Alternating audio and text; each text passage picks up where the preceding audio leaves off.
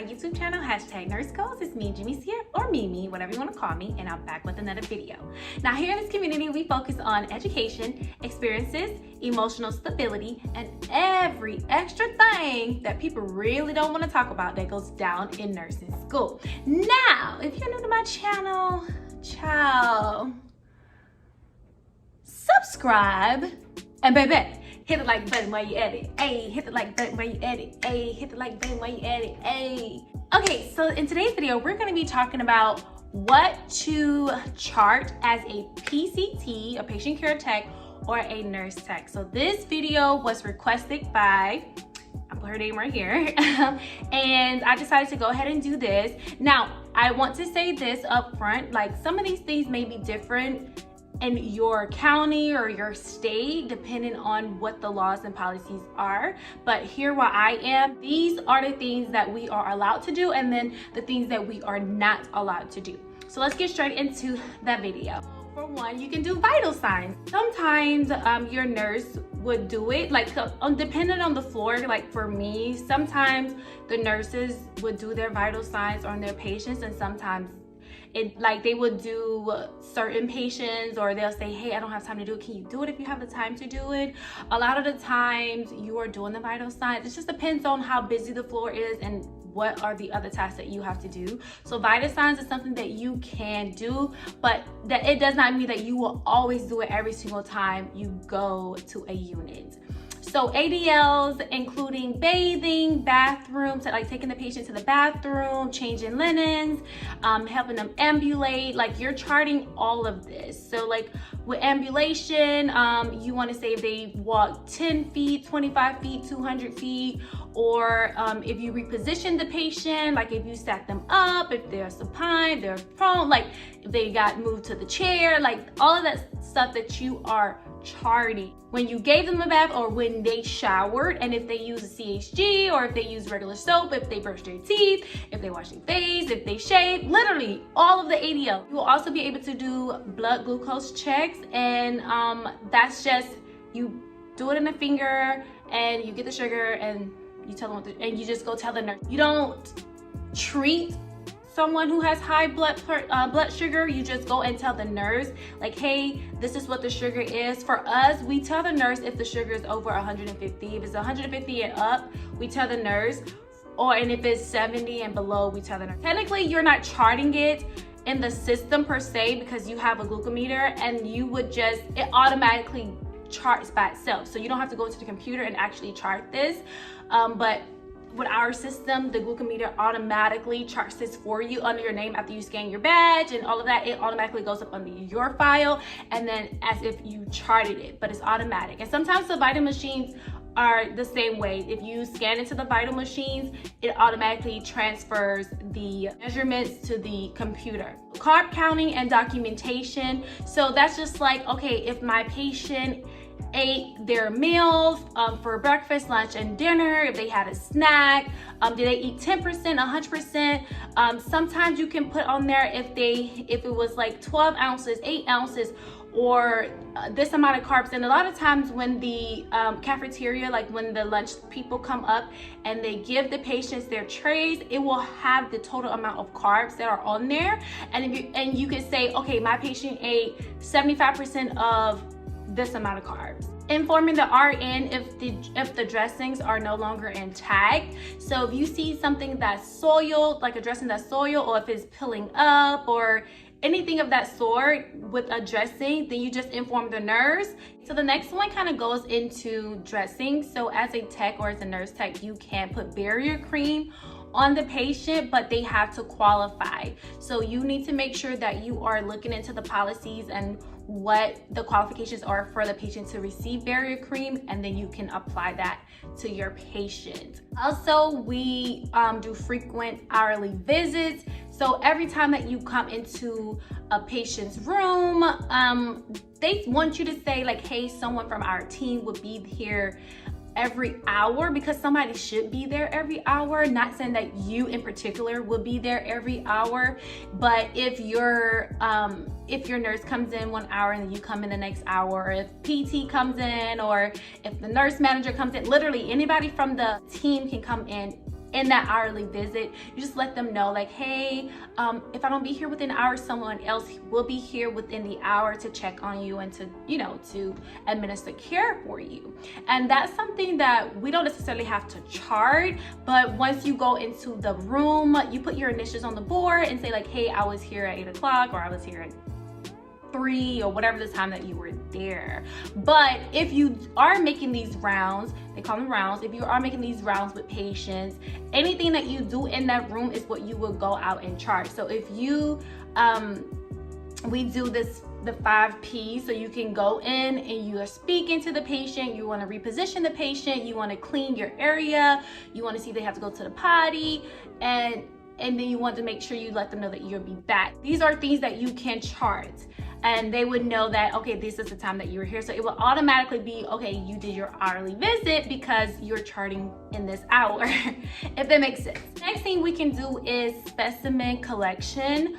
The only collection that we cannot collect is if it's something that's been cultured. So if your nurse is asking you to do that, you have to let them know like, hey, I'm not allowed to do that, and just don't do it. Any other specimen you can collect. Phlebotomy. So you can do phlebotomy as well if you have the certification, or if you go through your hospital's program in regards to make it. I think what our program is at least 10 good sticks signed off by our RN. I think that's how ours is. And then once you are able to do that, then you can go and you can collect blood on your own. You cannot draw blood cultures or type in crop. We're able to apply the telemetry electrode leads, so like the heart monitors. We can do that. We can change the batteries of the heart monitors. You have to make sure you know where they go. The colors are red, black, green, white, and brown. How I remember it is the clouds over grass, so white over G and white over green, and then smoke over fire, so black over red, and then the brown one is closer to your gut, so boo-boo. So that's how I remember it. You put the white and green on the right side, and you put fire and smoke on the left side, and then the brown goes in the middle. But you know, those things can vary if someone has like a mastectomy, or if they have a port, or it's so many things that could change it, but you just want to make sure it's somewhere on that side. You don't want to cross and put them on the opposite side. You just want to make sure it's somewhere where you can still monitor the heart properly. Okay, something that is exciting but also very, very scary. You can assist in code, so like code blues, but that's only if you have a BLS certificate. Now, and then the only 2 roles that you can do is chest compressions and then the oxygen. So either you're doing the chest compressions and then you have to switch out with someone, or you're just doing the 2 pumps every time. Here's one that most people really don't like to do, but it makes the patient comfortable, and you know, I mean, you have to do it, like it's your job. So replacing, well, not replacing, but emptying out an ostomy pouch. And if you don't know, sometimes like it can be an ileostomy, it could be a colostomy, like any type of pouch that drains the poop in there.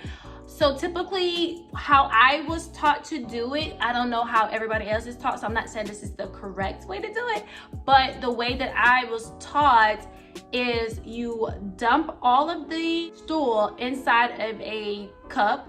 I can't think of the name of the tall measuring cup things that we have. I can't really think of it, but it's like a specimen cup. Well, it's typically, you guys know the cups where you empty out the Foleys. I can't explain it. I'll put a picture here. So you use this, you put the stool inside of there, you go and dump it, you come back with fresh water in one, you pump that in there, shake it up a little bit, trying to clean it out as much as you can, re-dump it, and you just do it until you can get all the poop out, because sometimes the poop is not soft and it can get stuck. So you just want to make sure it's not staying in there and that, you know, it's not getting infected or anything like this. You want to just try to keep it clean as much as possible.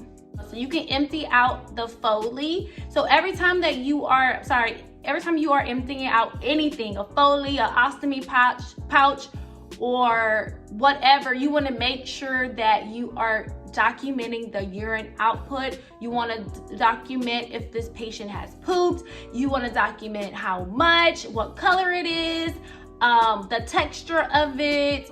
And it doesn't ask you about the smell because we know it's gonna stink, but those are the things that you want to make sure that you can do. As a tech, you can take out a Foley, but you cannot put one in.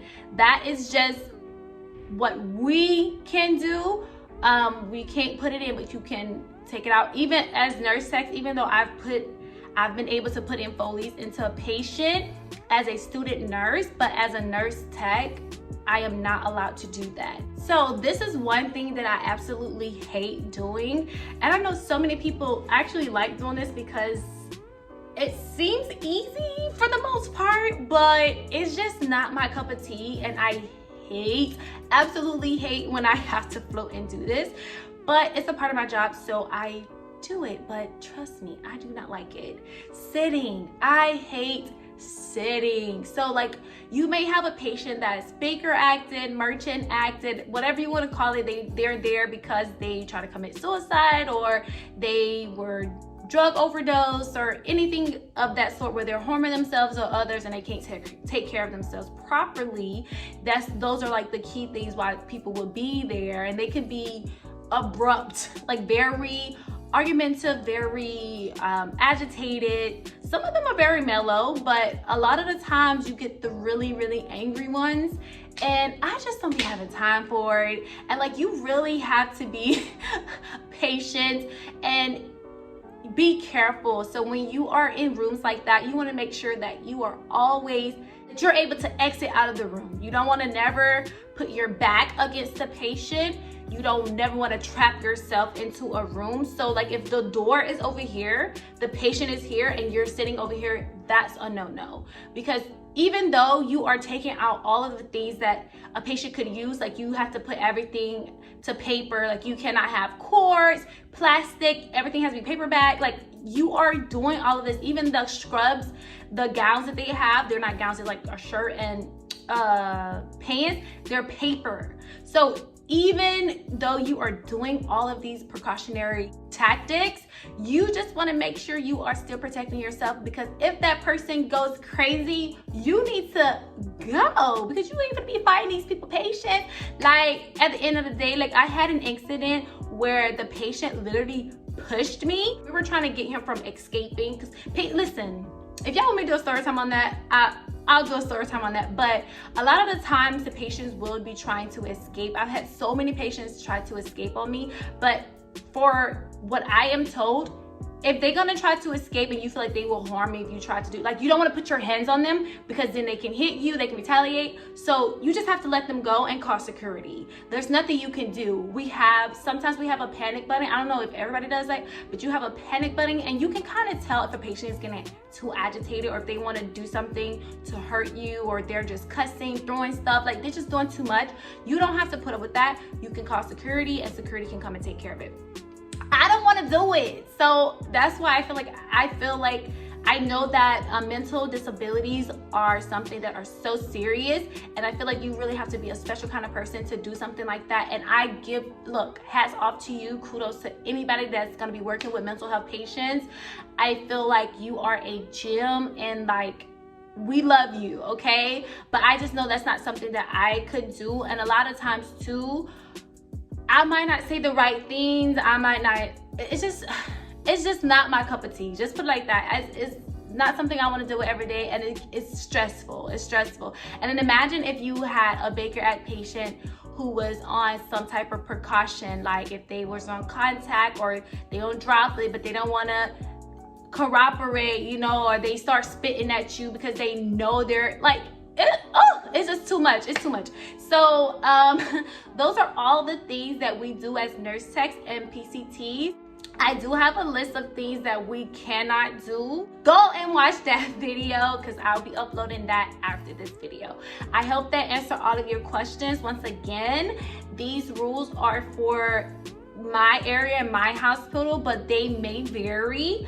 I am not a CNA, so I cannot tell you what a CNA does and what they cannot do, but I know that it is different in some units, but you have to figure out that on your own, like in regards to your policies and your procedures. But over here, these are all the things that you can do and what we are allowed to do. And honestly, it's not that bad. It's just, if you want to do this before you actually go to nursing school or before you become a nurse, I feel like this is a good way to get your foot in the door and to actually experience some of these different types of patients. And if you're in a floating pool, you get to float everywhere to see exactly where you want to be.